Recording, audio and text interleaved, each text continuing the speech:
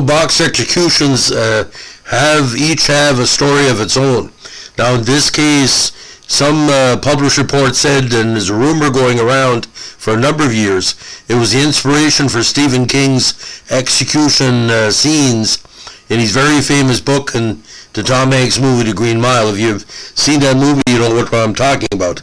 So today, ladies and gentlemen, we're going to be talking about the curious case of the box execution of one Jesse Tafero.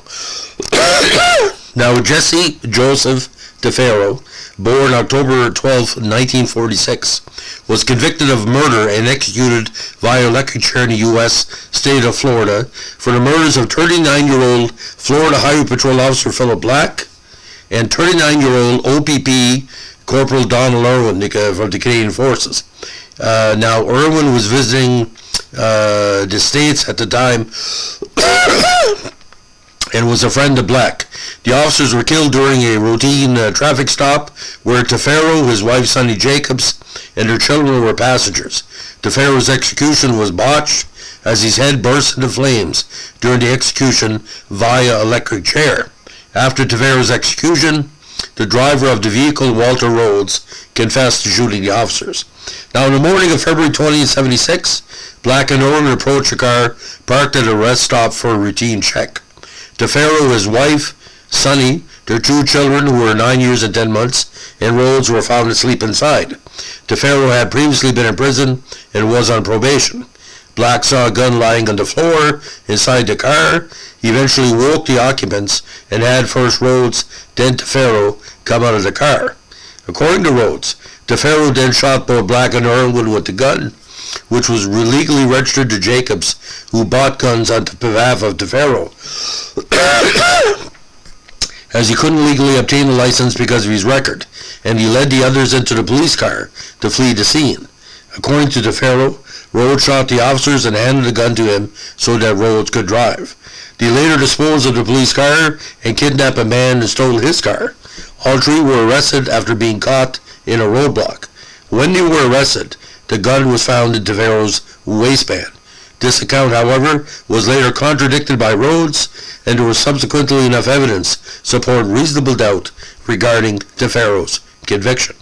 Now, gunpowder tests found residue on Rhodes consistent with having discharged a weapon, and residue on Tafero consistent with handling an unclean or recently discharged weapon, or possibly discharging a weapon, as well as residue on Jacobs and her son, consistent with having handled an unclean or recently discharged weapon.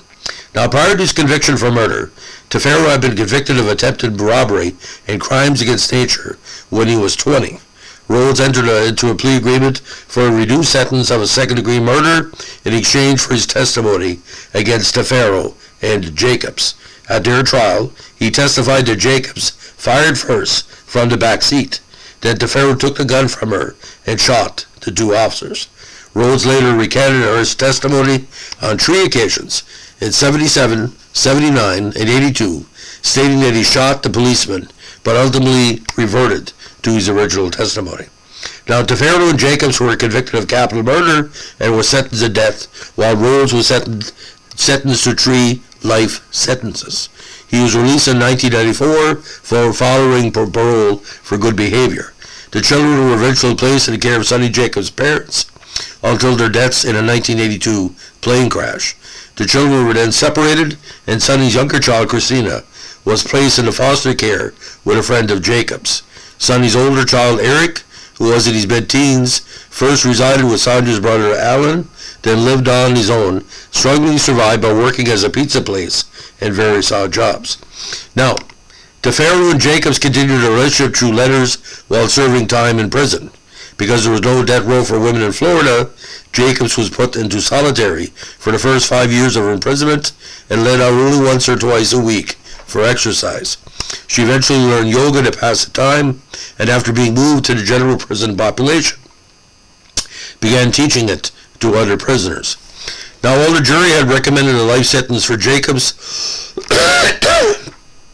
Judge Daniel Futch, known as the Maximum Dan for his reputation for tough sentences, imposed a death sentence. In 81, The Florida Supreme Court commuted Jacob's sentence to life in prison, holding that Futch lacked sufficient basis to override the jury's sentencing recommendation. Now, Tafero was to be executed by electrocution. The machine, dubbed Old Sparky, malfunctioned, causing 6-inch flames to shoot out of Tafero's head. A member of the execution team had used a synthetic sponge rather than a sea sponge, which is necessary to provide greater conductivity and a quicker death. In all, 3 joules of electricity were required to execute him, a process that took between 7 and 9 minutes. Prison inmates later claimed that Old Sparky was fixed and tampered with to make Tafero's execution more like torture. One close inmate, friend of Tafero, later said he could smell the burning flesh of his friend for days after. It has been rumored that Tafero's death served again as the inspiration for Stephen King's book, which included details on the infamous fictional prisoner Edward Delacroix in his novel The Green Mile. Now, if you watch The Green Mile, you know the scene I'm talking about, but here it was done with more dramatic effect. I think with Tafero's execution, it was just basically the machine working bad. Now, the case eventually became a cause célèbre among death penalty opponents who cited the brutal circumstances of his execution as reasons it should be abolished. Rhodes did not receive further jail time. Now, filmmaker Mickey Dickoff made a crime drama of the case entitled The Blink of an Eye, which aired as an ABC movie of the week in 1996. Sunny Jacobs, even though she had not been exonerated, is featured in The Exonerated, a made-for-cable television film, first aired on the former Core TV cable television network on January 27, 2005. Now, when her death sentence was overturned in 1981, she was sentenced to life with a 25-year minimum mandatory sentence. In 1992, when her case was reversed on appeal, she took an Alford plea for second-degree murder and was released on time served. In 2011, Jacobs married Peter Pringle, who had been exonerated after being convicted of capital murder and sentenced to death in the Republic of Ireland. Now, Pringle's sentence was eventually commuted to life imprisonment, as the death penalty having been abolished in practice in Ireland since '54, abolished for ordinary murder in '64, and permanently abolished for all crimes in 1990. Now, since their releases, Sunny and Peter Pringle have founded the Sunny Center, where they help honorary exonerees with their healing process. The center is a non-profit and gives individual support upon leaving prison. The couple welcomed exonerees into their home and incorporated a holistic approach to healing through yoga, meditation, and prayer.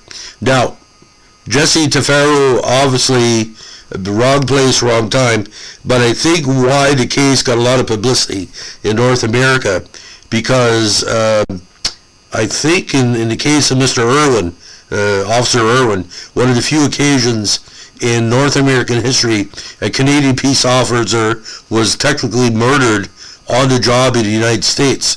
Although, like I said, it was a very uncommon occurrence, even in Canada, for an officer to be murdered. I think there's only been just a few dozens over the last number of decades. Again, it was a kind of a cause célèbre. And if Stephen King didn't take inspiration from this case, well, there's a lot of duplicates, especially in the,